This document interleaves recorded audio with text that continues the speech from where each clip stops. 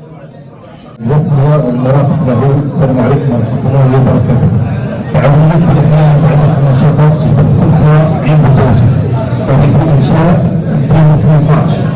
عدد المنضمين أو المنخرطين في التعاونية في البداية 2018 هو 26 منخرط، 26 منخرط، اليوم 2024 ب 106 منخرط. التعاونية مقرها في قرية بوف إبراهيم عين بوتوجه، وكان استخدام المقر نظرا او باتجاه سير رئيس الجمهوريه للاستثمار في مناطق افضل. فتتكون التعاونيه من خدمات سواء الهمه الاساسيه هي توزيع مناهج مختلفه منعمه على اصحاب الاخبار والحلول. العام الماضي نظرا للجفاف العام الماضي العام الذي قبله كانت التعاونيه بالشراكه مع مديريه المصالح الفلاحيه بتوزيع هذه المساله على الموالين في محاربه الجفاف.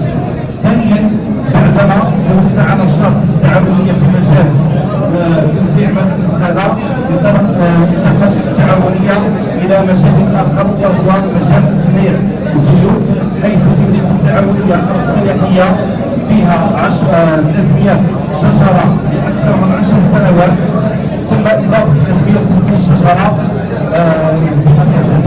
حاليا، ثم اضافه 300 شجر رمان كمشروع حديث لمده 3 سنوات. ايضا تم الاستثمار في العسل، وهذه التوجهات التعاونيه الفلاحيه ما نقوله بصفتكم الكريمه هو نحن نبحث على اماكن لتوسعه نشاطنا. اليد العامله السيد الوالي هما 4 عمال دائمين و10 عمال موسميين، نظرا لضيق المساحه المتوفره. تفهمنا الرئيسيه المحترمه تتدخلوا ولو في عام هذه التعاونيات لتوسيع نشاطها وتوسيع النشاط، بالتالي سيوفر مناصب شغل لسكن خاصه سكن الارياف الى مناطق ثانيه. تعاملنا اليوم بعين مدينه قبل الحمله في مجال الاعلام، لكن كان التوقف تاعنا قريب من عامين نظرا البرنامج تاع الدعم اللي اقر السيد رئيس الجمهوريه. ثانيا، تزيد المساحه لا تكون الا الامكانيات الماديه كاينه، لكن عدم توفر المساحه اله في المشاريع المرغوب فيها.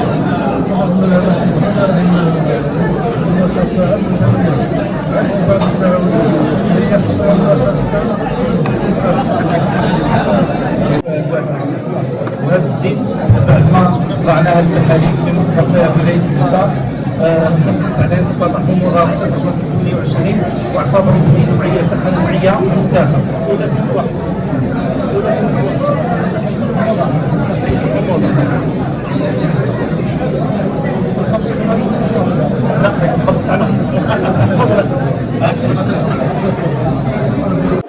بسم الله الرحمن الرحيم.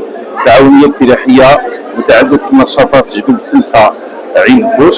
هذه التعاونية الإنشاء نتاعها كان في سنة 2018.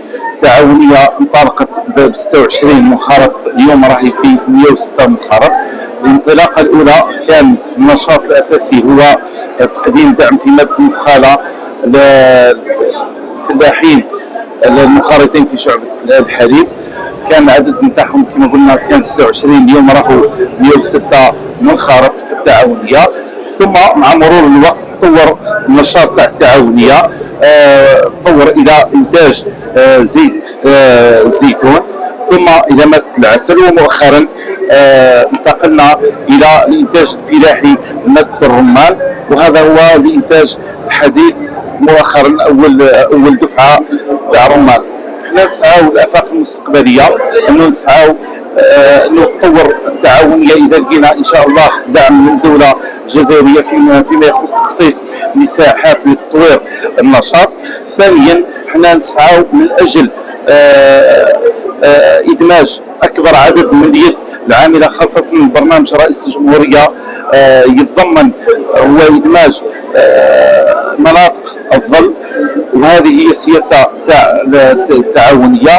ايضا محاوله تقديم خدمات على المستوى المحلي والولائي، ولما لا مستقبل على المستوى الوطني، فيما يضمن تقديم الجوده وتقديم الخدمه الافضل في مجال الفلاح. بارك الله فيك.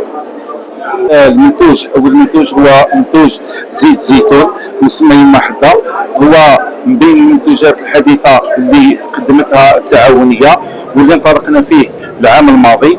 بالنسبه لهذا المنتوج خضع للتحاليل تاع المخبر فتح الله في ولايه تبسة، حيث اثبت هذا التحاليل انه هذا المنتوج نسبه الحموضه فيه هي 0.2، وتم تصنيفه بانه منتوج يرقى الى نوعيه ممتازه. هذا المنتوج تم تسويقه العام الماضي، وهذا العام ان شاء الله ننتظروا جني